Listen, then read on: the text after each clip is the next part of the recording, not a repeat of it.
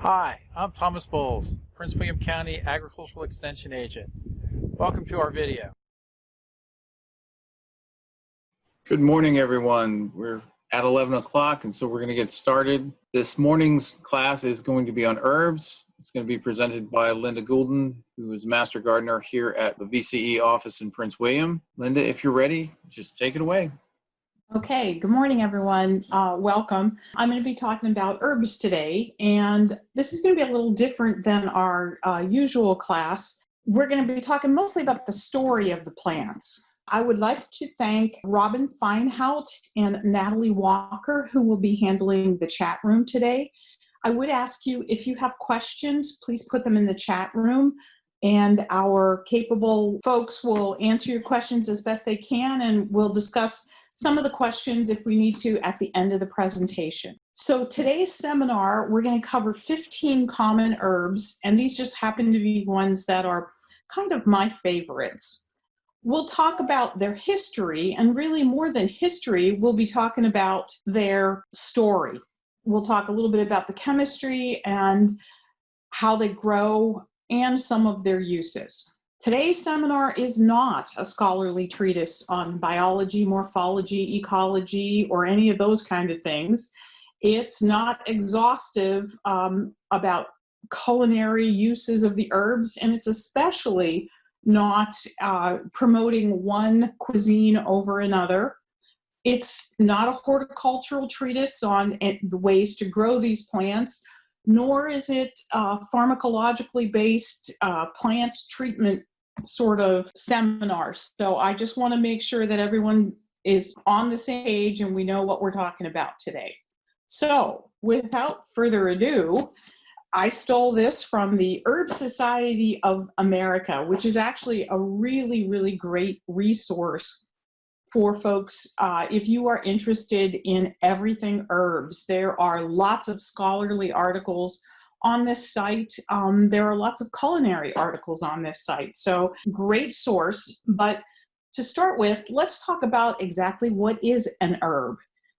They're defining herbs as plants, so basically anything that even has a little bit of green, that has value historically, flavor, culinary, fragrance, medicinal, insecticidal, and in some cases even for coloring materials. So it's a very broad definition, and we're going to look at some of the broader uses of herbs.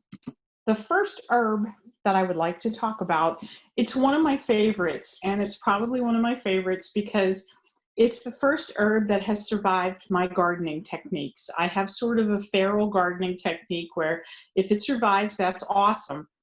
This was, I had chives planted in a pot on my patio with some other herbs, and this was the only one that's survived. In fact, it survived for 10 years in its little pot, and it now owns the pot. Nothing else lives there. Chives are a perennial. Typically, they grow 10 to 12 inches tall, very, very drought tolerant, somewhat shade tolerant. They can be grown from either bulbs or seeds. They can become invasive because those beautiful little purple flowers that you see over on the side there produce lots and lots of seeds which self-sow themselves. If you're not careful and have it in a contained area, it can become somewhat invasive. The plants are really prolific. You have got to divide them every 2 years or so. They become really, really root bound. When you are cutting chives, when you're harvesting the chive plant to use, you want to trim at it, don't hack, don't take it from the root down, take probably the top third of the plant so you're getting some nice tender flavor. Bees really love their flowers. The flowers actually are edible. You probably wouldn't want to use a lot of them. They're a little bit dry, but they're very decorative. It is said that they deter aphids if you plant them near roses. This is one plant you definitely don't want to overwater. It has to be fairly dry. They've survived lots of week-long without water in a container on my patio, so they're pretty hardy little plants. The story on chive, it is believed that it aids digestion, but this is one that isn't really used medicinally. As I mentioned, you can use it as an insect repellent for aphids on roses. The plant originally came from possibly China, and it's fairly widely used in Chinese, French, and Swedish cooking. One of my favorite things to do with chives is to make a horseradish and chive butter. Now, I'm not a big recipe cook. I kind of just throw things together with what's on hand, and pretty much equal parts of horseradish and butter, and then as much chive as you like, makes a great topping for a barbecued steak. Chives are included as part of the French fine herbe with parsley, chervil, and tarragon. You'll see that used a lot in French cooking, especially in egg dishes. That's my story on chives. We're going to move on and talk about basil. I have 3 species of basil listed up here. That would be our typical culinary basil, sweet basil. The second is lemon basil. And the third is what's called holy basil. Unlike the chive, basil is an annual. You can grow it from seed. You can also grow it from cuttings. Basil is one which likes loose but not saturated soil. You really have to watch the water with basil. This one does not tolerate dry. Because it likes the soil wetter, this is a plant that can be prone to lots of diseases that like wet conditions. So mildews, fungi, root rots. Basil can be really susceptible to those kind of things. If that happens, take the plant out and reseed or replant. It's not one that you can really recover from when it has any of those kind of conditions. Basil does work well in containers. When you're growing basil, you want to keep it pruned. When you get 3 to 5 sets of true leaves, that's when you prune it. Don't let it flower, because once it starts to flower, the leaves become very bitter. Always use the younger leaves. So the smaller leaves are going to have more oil, so they're going to be more flavorful. One of the things that you can do with basil is, of course, basil pesto, and that's a combination of basil leaf with pignoli nuts and olive oil. Really a great thing on pasta. And that's another one where I don't have a recipe on that for you. There are, of course, lots of those you can find on the internet, but it's one where you have to have a feel for it and adjust the amount of oil that you use to the amount of basil leaves that you add in to your own taste. The bottom line on basil, a little bit of the stories about it. It is sacred in the Hindu tradition. It's used in both Tamil and Ayurvedic medicines. Basil is an herb that works really well with lots of other herbs. You'll see it combined with many things in a number of cuisines, including Italian and French and Greek cuisines. Lots of the herbs that we're going to talk about today are said to ease flatulence, colic, and indigestion. It seems like that's been a problem through the ages, so any of these medicinal herbs were often used for digestive upset. Basil is a plant that will repel mosquitoes, especially if you burn it. Now, I will warn you that burning basil smells very much like another weed that burns. I had students who were doing an experiment on whether or not they could use basil as an insect repellent in third world countries, and the smell of burning basil brought the resource officer from the school to our lab very quickly. Basil is one that you can distill essential oils from. It contains eugenol and limonene. The limonene is primarily in the lemon basils, but this one is very often used in essential oils. So basil was originally a plant from Asia or Africa.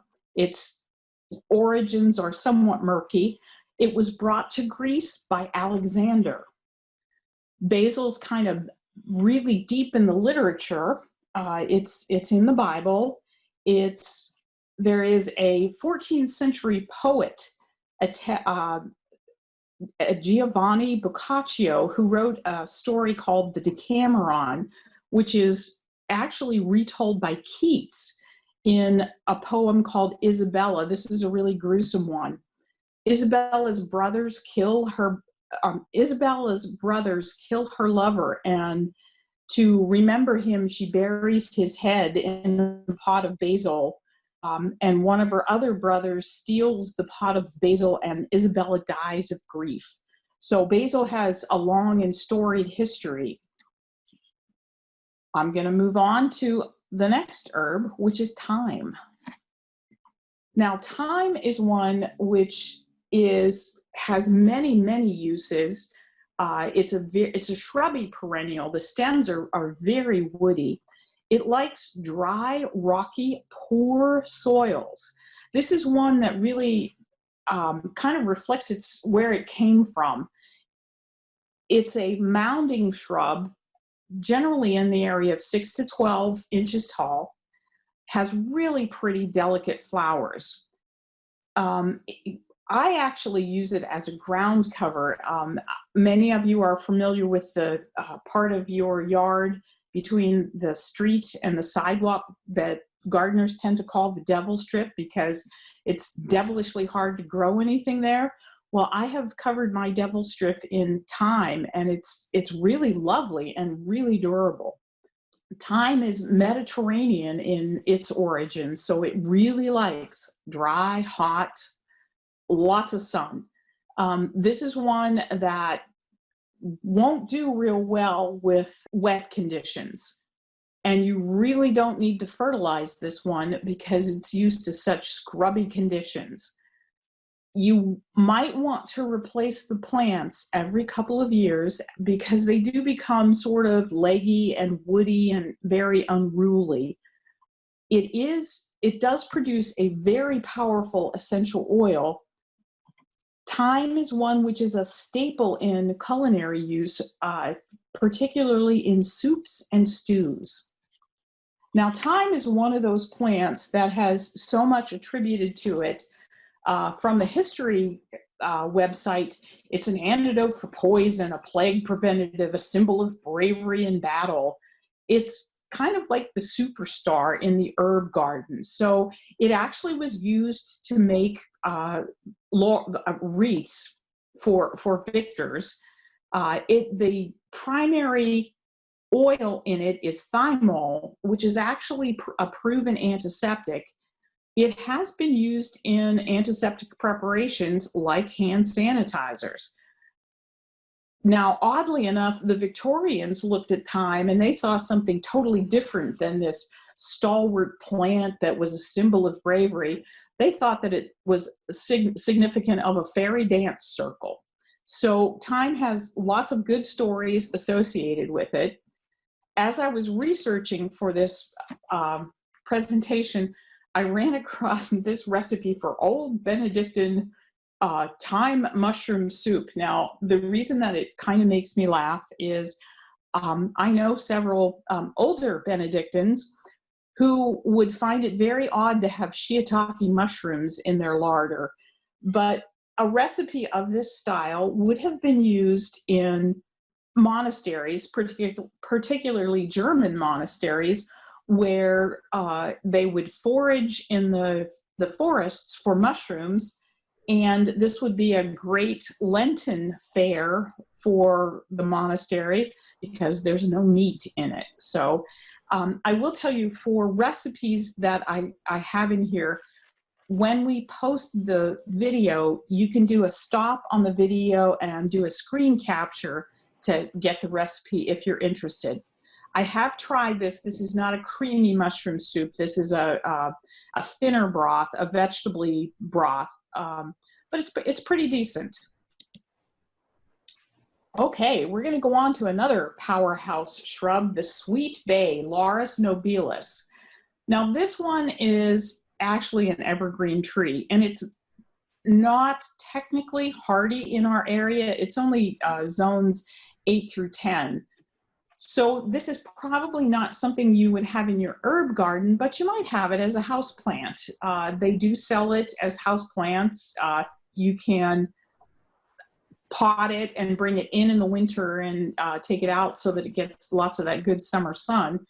There are some other plants which people will use as sweet bay. Bayberry was used by early American European colonists as a substitute. California laurel is also sold as a substitute. Now, this is kind of interesting.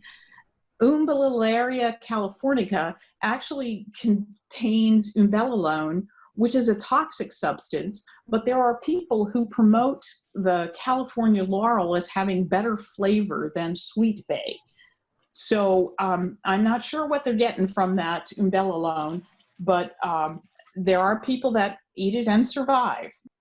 Bay is a tough one to propagate, and it has to be propagated from cuttings.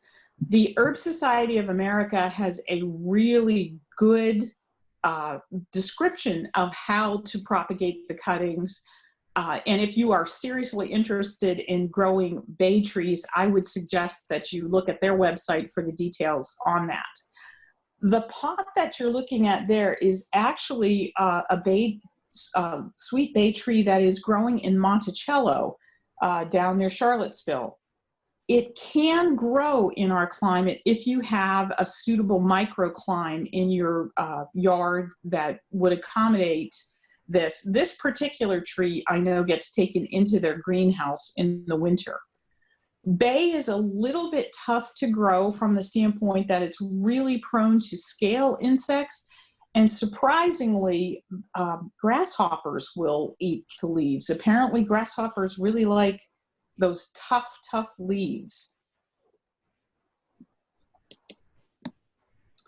Bay gets used whole in culinary applications, and that's not because of toxicity, but because of its texture. It doesn't get tender when you cook it. It's really a very stiff leaf that would be hard to consume. Medicinally, it has been used as an antiseptic and as a digestive. In earlier times, it was leaves of sweet bay laurel are used to deter weevils in grains. Of course, you always have the laurel crowns that bay can be used for. Now, bay has quite a long history. It's used in rituals in the Greek Orthodox Church. It was planted at Delphi, and it was said that the quaking of the leaves announced the voice of Apollo.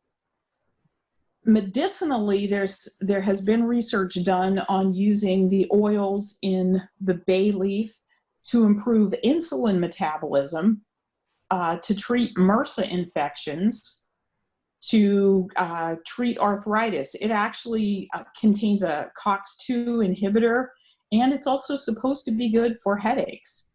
There is actually insufficient evidence to support any of these bay therapies at this time, but it contains compounds which have been linked to all of these conditions and medications for all of these conditions. So bay potentially is one of those pharmaceutical powerhouses that just hasn't been tapped yet. Sage is kind of an interesting plant. The one that I've mentioned here is the one that is used in cooking, Salvia officinalis. It is a tender perennial. USDA says that it's hardy in zones 4 to 8. Actually, it grows as an annual. In some climes, it grows. There are some species which grow as perennials. There are biennials and woody shrubs. So it's a really broad spectrum of species that are classified as sages. This is another one that has Mediterranean origins, so it really likes hot, dry, sunny conditions. It will tolerate some shade. There are some native species, and I mean native to North America, but these are generally not going to be used in culinary applications. To propagate sage, you're going to do it from cuttings using the greenwood. It can be sown from seed, but it's a really, really slow grower, so it's probably easiest to do the cuttings. This one is tolerant of both deer and drought. It will take some shade, but the plant tends to get a little bit leggy. If you let it flower, the bees do enjoy the flower. It will overwinter in your garden if you're really careful with it, and it's not really a good house plant. It tends to get mildews on it. Sage is another one that has lots of things attributed to it, like wisdom, long life, and improved memory. Used to treat all kinds of illnesses: palsy, liver disease, epilepsy, throat inflammation, fevers, a cure for warts, snake bites, perspiration. It is said that if sage flourishes in your garden, the wife is in charge of the household. That's just a thought for you there. Those little chia pets that we grow sometimes, that's actually one species of sage that's used to grow the green grass on, or the green that grows on those little chia pets. So sage is a pretty versatile little plant. There are traditions which use sage in their religious practices. It is ingrained in the Native American smudging practice. If you are interested in learning about some of those ritual uses of sage, I've given you a couple of sites to take a look at. I'm not really well versed in the use of sage as a smudging, but I know that it is said to clear negative energy from an area. So sage is one that has lots of interesting, it has a long history. Okay, we're going to talk a little bit about oregano. This is one that I had to specify Greek oregano, as this is the oregano that is considered to be the true oregano flavor. It's an herbaceous perennial. The culinary varieties are Mediterranean natives, so this is another plant like thyme that needs very hot, dry, essentially poor growing conditions to thrive. It is a mounding plant, and some species can grow fairly tall, nearly a meter tall. The plant that I'm showing there is actually not a culinary variety, but I want to point out to you the beautiful, what looks like a flower. Oregano actually has bracts as well as flowers. At the end of the bract on the top right, you can see one of the beautiful little pink flowers poking out. This is the Kent variety, and it's often used in landscaping. There are a whole lot of Origanum species which are used as oregano. The key ingredient that gives oregano its distinctive flavor is cavercol. And many different oreganos will have different flavors. Depending on where it's grown, will actually give the oregano a different flavor, even within the same species of oregano. It's a little bit like terroir with wines, where you can get different flavors of oregano from the same plant based on the soil that it grows in. Like lots of culinary herbs, oregano is actually in the mint family. We have there's actually four basic types. There's Italian, Turkish, Greek, and Syrian oreganos, and those are actually different species, but they will vary in flavor. Some of them,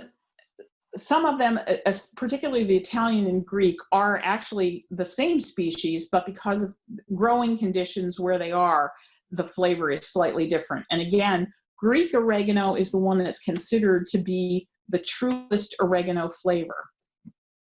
This plant is really closely related to marjoram, which has a sweeter flavor due to a different chemical that it has a majority of, saponine hydrate. And according to an expert from the Herb Society website, it's better to think of oregano as a flavor rather than a genus or species. For uses of oregano, I've included a recipe here that's a little bit different than basil pesto. It's a Middle Eastern za'atar, which is actually, it's very pesto-like. It's olive oil with the cloves of garlic and oregano crushed together, and it's great with warm, fresh pita bread. So again, to get the recipes off the site, do a pause while you're watching the video and a screen capture. Okay, let's move along to dill. Dill is an annual. It sometimes grows as a biennial, preferring light to medium textured soils, so not the heavy clay that we have here in Prince William County. This is a plant that loves full sun. It likes to be fairly wet, but not saturated. Don't let this one bolt or you will lose the flavor. Keep the plants trimmed, and it's said that if you harvest these early in the morning, you get the best flavor because the water content is highest. For culinary use, both seed and the weed are used. The dill weed actually has a slightly stronger flavor than the seed. Dill has been used medicinally. We'll talk about, let's see. It's been used, this is another one of our anti-flatulence. It's also used in making fragrances for soaps and perfumes. There's a couple of oils that are contained in the dill plant. Limonene, which we saw in the basil, in the lemon basils, carvone and falandrine are some of the chemicals which give dill its distinctive flavor. Egyptian writings document, this is from around the 1500 before the Common Era time. These writings document the medicinal use of dill as a painkiller. More commonly, it's thought of as a use for digestion. Often, one of the medical uses for dill was to make what's called gripe water for colicky babies. Now you'll notice there's a great little caterpillar over there. I believe that is the black swallowtail. Sorry. Go back. They ask that when you plant the dill weed, that you plant twice as much as you need because it is a favorite of the black swallowtail butterfly.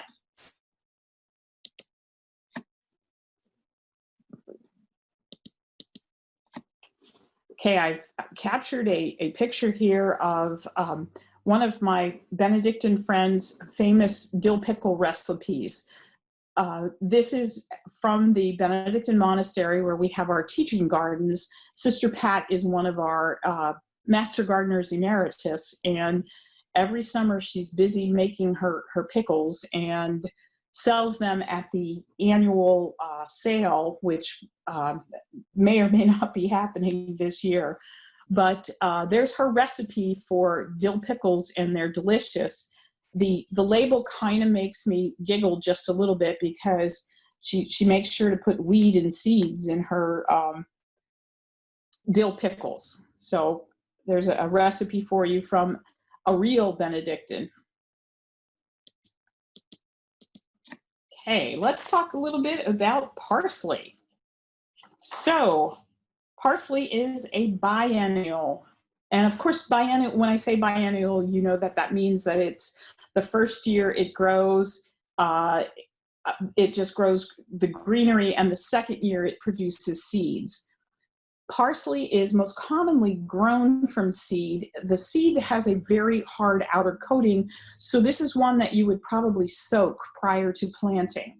Parsley is a plant like dill that does not like dry.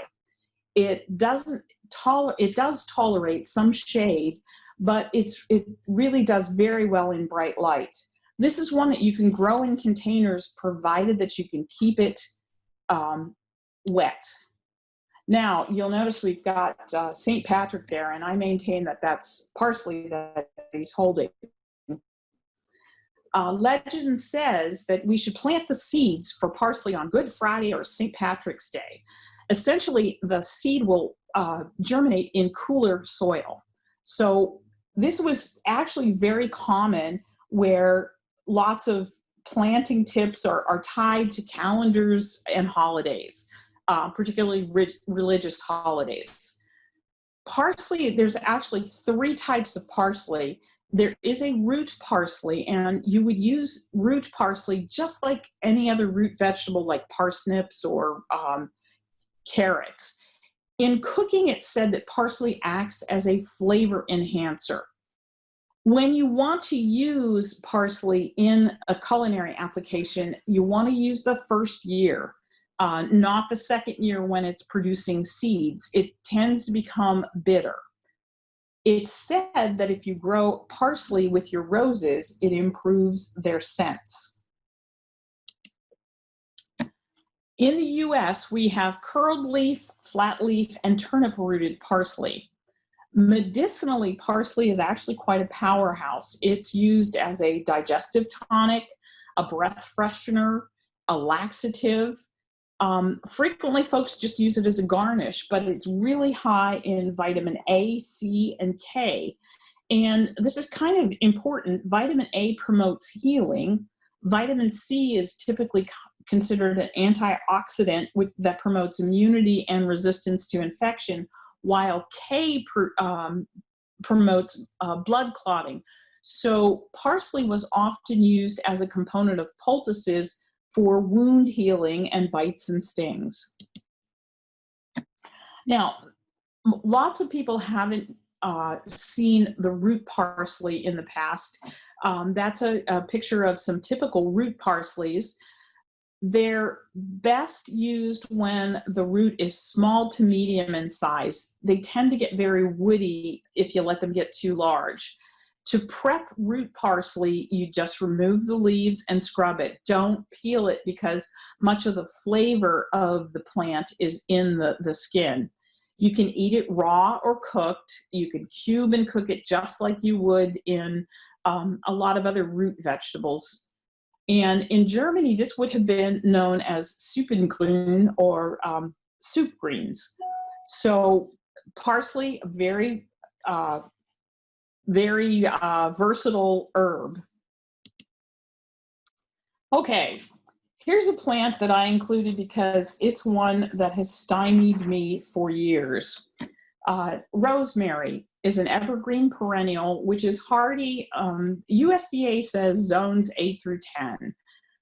I actually know of some rosemary that's quite old, growing outside. I'll tell you about it in just a slide or two. Rosemary does need full sun, very well-drained soil. It, again, likes poor soil, sand or gravel mixes. The easiest way to propagate rosemary is via cuttings. You can propagate seeds. It's primarily only the species, not different varieties. The different varieties are hybrids and won't grow true. It is extremely prone to pest and disease problems in our climate. Whiteflies, thrips, spider mites, all sorts of things. This is one that's very popularly used as a holiday decoration, and that's most of my exposure to rosemary. My suggestion is that if you want rosemary for the holiday, whatever the price is, multiply that by 3, because you're going to need to buy 3 plants to have one make it through the winter holidays. Don't buy them all at one time. Buy them in succession because it'll take a week or two and the first one dies and then the second. So this is a plant that I love it, but I've not had a great deal of success with it. This one, contrary to my experience with those little holiday plants, does like containers, or at least the literature says it likes containers. The rosemary that I'm familiar with looks like that plant that you see on the left there. At the St. Benedict's Monastery, there's a patch of rosemary growing along a brick wall. I want to say it's a south-facing wall, but I'm not totally sure. But it's a very warm microclimate, and the rosemary just flourishes there. I have had the honor of getting the a task of pruning the rosemary. It's recommended to prune the rosemary in the spring. Now, think about this. It's a nice warm brick wall that this rosemary is growing up against, and the monastery grounds are great for wildlife. There's some lovely black snakes that also like that nice warm brick wall. So when I'm out there pruning the rosemary, I generally do my snaky snake chant to let the snakes know that I'm coming and that they really should move away. Rosemary that gets this woody, you can actually use the stems as skewers. When you are pruning this, you remove any dead branches and just keep pruning it, prune it hard to promote the branching. If you grow this one indoors, it needs a lot of sun, very well-drained soils, and the literature says to mist it lightly. Now, the problem that I've had with growing it indoors is typically mildew. So the literature says lightly mist it, don't water it. You want to harvest rosemary prior to flowering, and the best flavor is going to be just above the woody growths. This is another Mediterranean native, and it's really widely used in Greek and Roman cuisines. Now, I found this really odd that it's traditionally used at both weddings and funerals. At weddings, they say that rosemary is a sign of loyalty and happiness and love, and it's included in bridal bouquets. At funerals, it's said that you put a branch of rosemary in the hands of the deceased as a remembrance. This one is another herb with a long history. Charlemagne insisted that it be in the royal garden. Bonaparte wore a cologne that was derived from rosemary. It has all kinds of wonderful chemistry involved with the rosemary oil. There's terpenes and camphor and a lot of flavonoids and salicylates. This is one you do have to be careful with if you have pets. It can be toxic to pets. Okay, let's talk about lavender. This is another one that is somewhat similar to rosemary. It's a subshrub, 6 inches to 4 feet tall. The hardiness depends on the species. There are a number of different lavender species. Most of them are hardy to about zone 6. Unlike many of the plants that we've already talked about, this one really likes the soil alkaline. I've planted this in a double dug bed and used calcium carbonate in the underneath the soil to promote drainage and to help moderate the pH. It is recommended to use crushed oyster shell in the bottom of the plantings, again, to promote good draining. This is one that grows well from cuttings. Because there are so many hybrids, the seeds rarely grow true. It's highly prone to fungal disease, and it's recommended that you water this one sparingly from the bottom. Now, I have to share with you a bit about the photo. This is from the Purple Haze Lavender Farm in Sequim, Washington. This was a surprise visit that my family took me on. The rows that you see here are about 4 to 5 feet high, and they absolutely hum with the sound of bees. Lavender is a Mediterranean native, likes dry, hilly areas, plenty of sunshine, and great air circulation.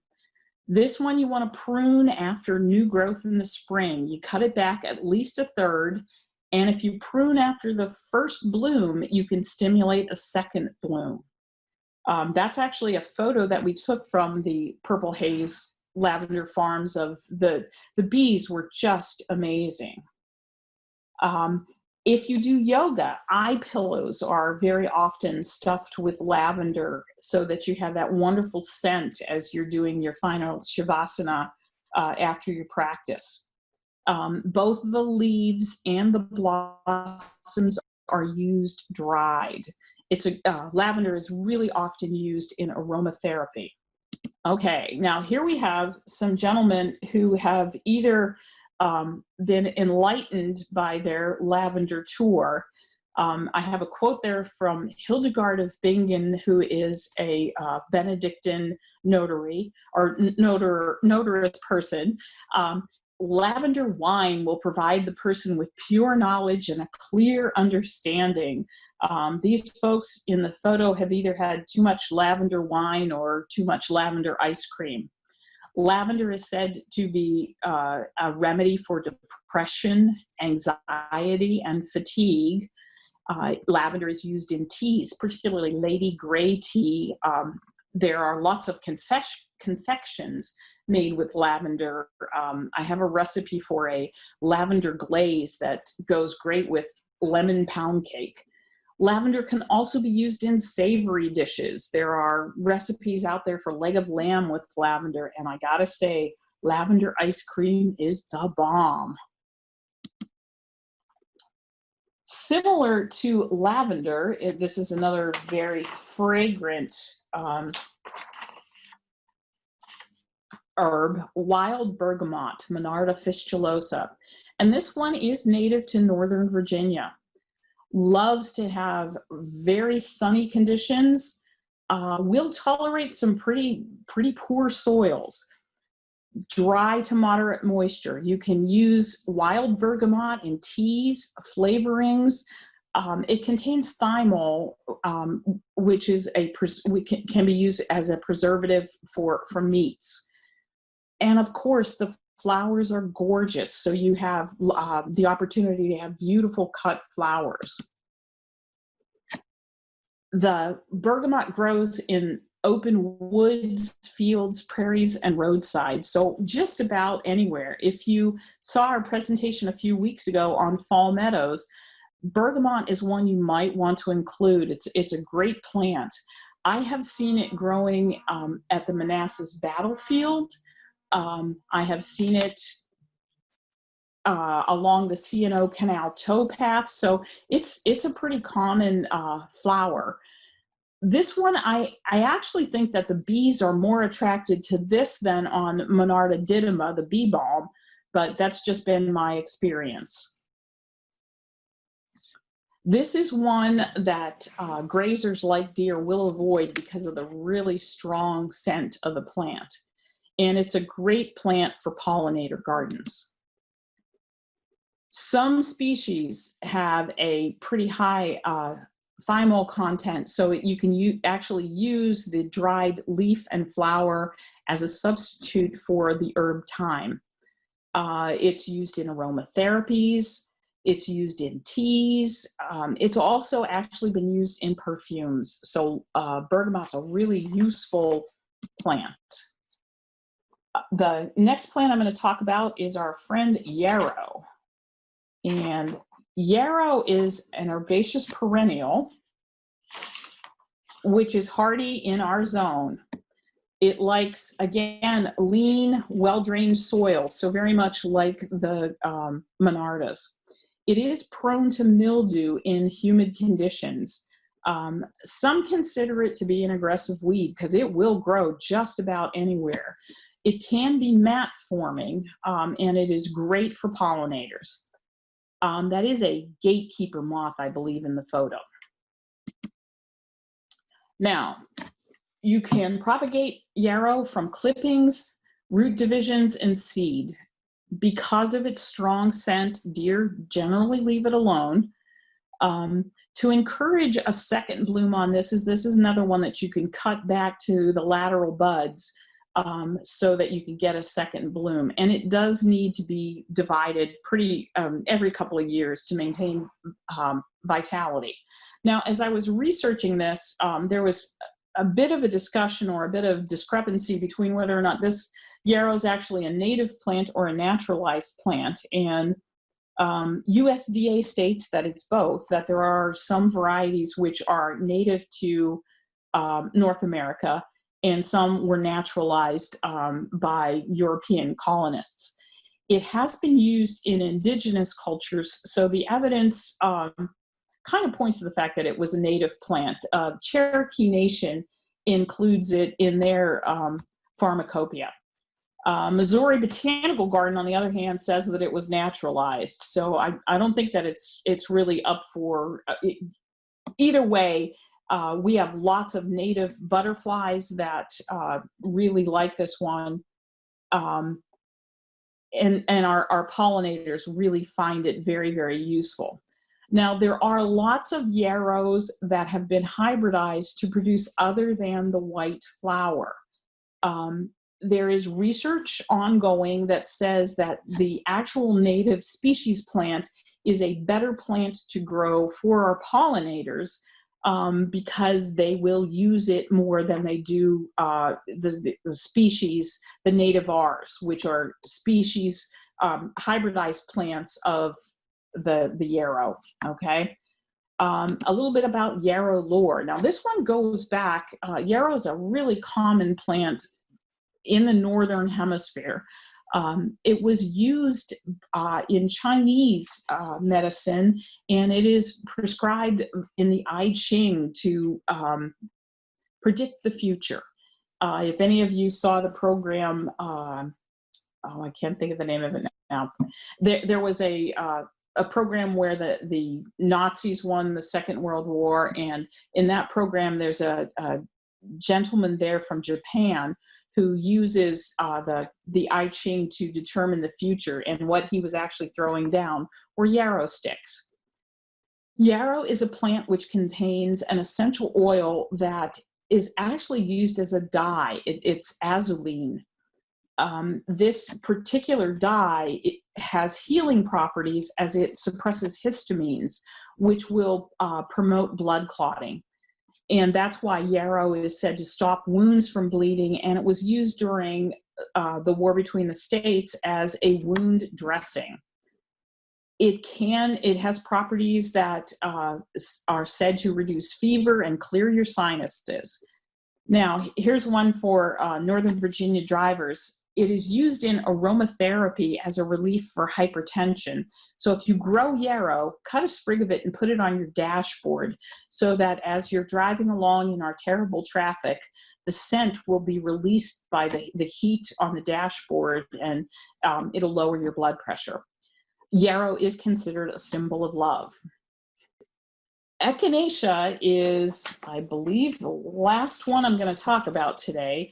It is an herbaceous perennial that grows in zones 3 to 8. So this one is also a Northern Virginia native, likes average dry soils, grows in sun to part shade, and this is one that the birds really, really love, goldfinches in particular, and butterflies, of course. Echinacea is really tolerant of humidity and poor soil, and in my case, negligent gardeners. I have some Echinacea that I planted 16 years ago that is still thriving with absolutely no care. It reblooms without deadheading. It also self-seeds. The literature says to divide the clumps every 4 years or so to maintain vitality. But as I mentioned, my 16-year-old plot of Echinacea is going gangbusters. See that beautiful little goldfinch? We leave the seed heads up all winter so that the goldfinch have something to snack on over the harder months. With Echinacea, both Japanese beetles and leaf spot can be a problem.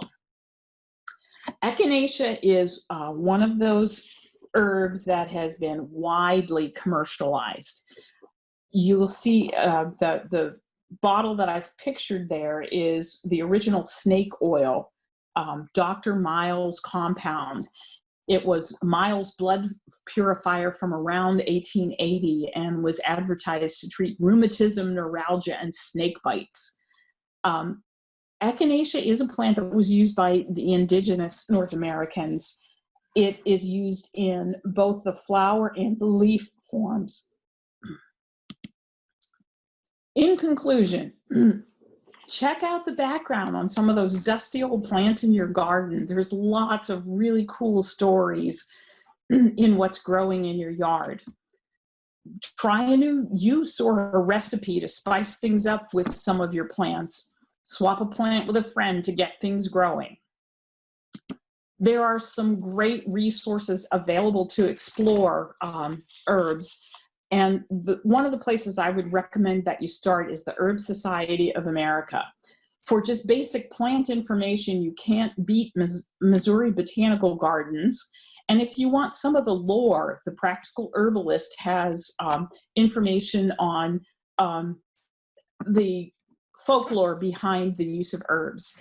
If you want the down low science, check the NIH National Library of Medicine. And for just information on wildflowers, the USDA, US Forest Service has lots of good things. Again, for all of these, stop the video and take a screenshot, and you've got the information right there. So, wanted to let you know about some of our upcoming events. The Master Gardeners of Prince William and the Virginia Extension Service will be doing a presentation on ground covers next week on the 29th. For those of you that want to get your lawn ready for the fall season, 12 Steps to a Greener Lawn will be presented. We'll be talking about cover crops on the 5th of August. And on the 12th of August, we'll have a presentation on getting your landscape ready for fall.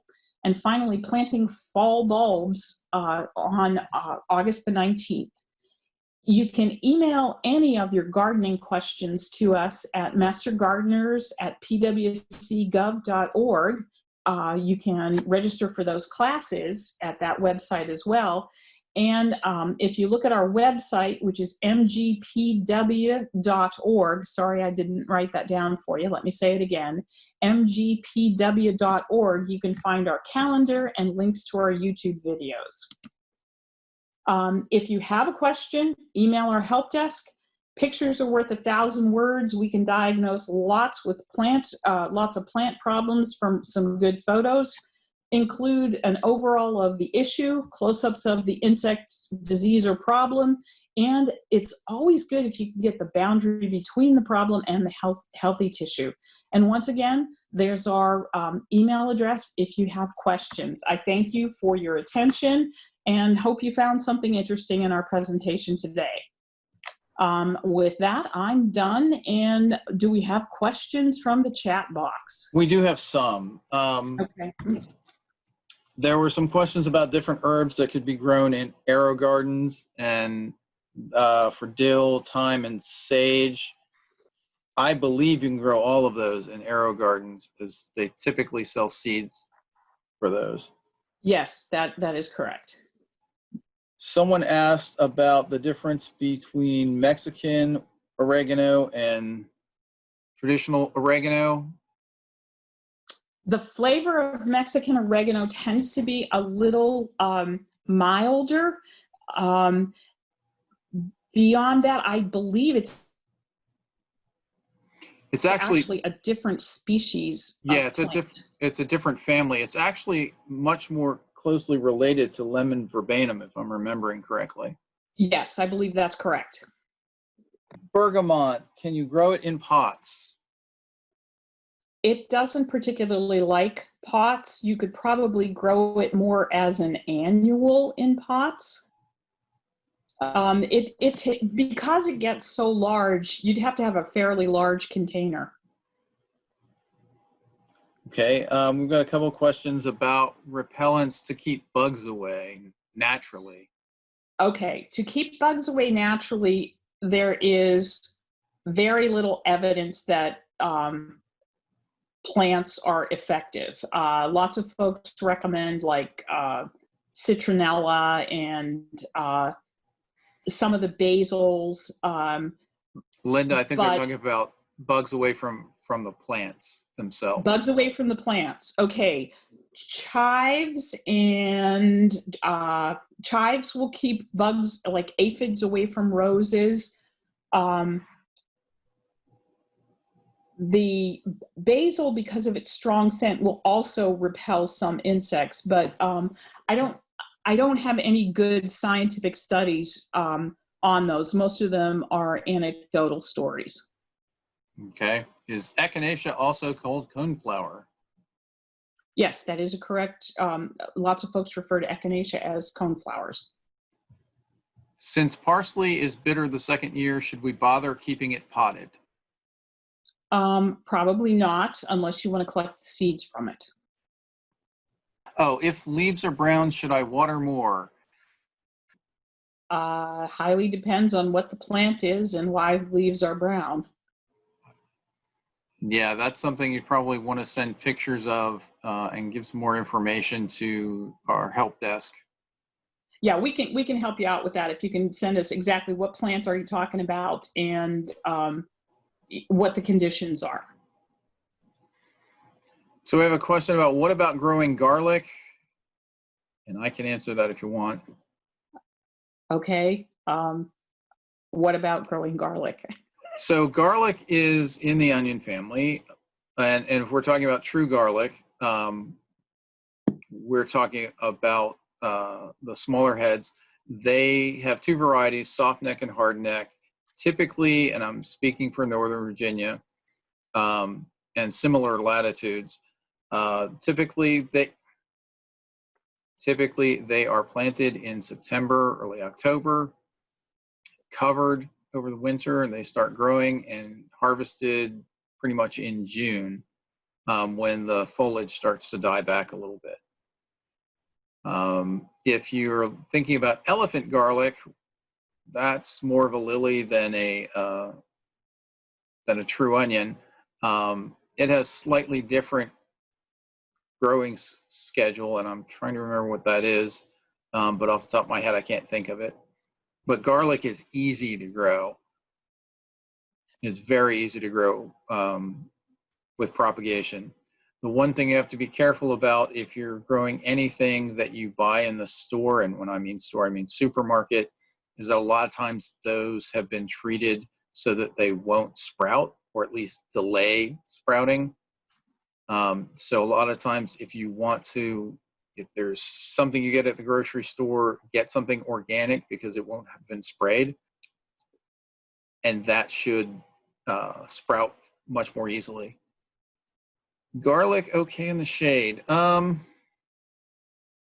super heavy shade, but it can tolerate some shade. I think that's the last question.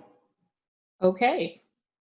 Again, thank you to Thomas and Natalie and Robin for handling the chat, and thanks for being a part of our program today. Where would you get good rosemary cuttings to propagate? I would start with a local nursery that has herbs and get a plant from them and propagate from there. Or if you know someone who has a good rosemary stand, ask them for some cuttings. I would agree, yes. Thank you everybody for coming out and participating in our class. We look forward to seeing you next week. Thanks, Linda. Thanks, Robin and Natalie, for helping with the chat.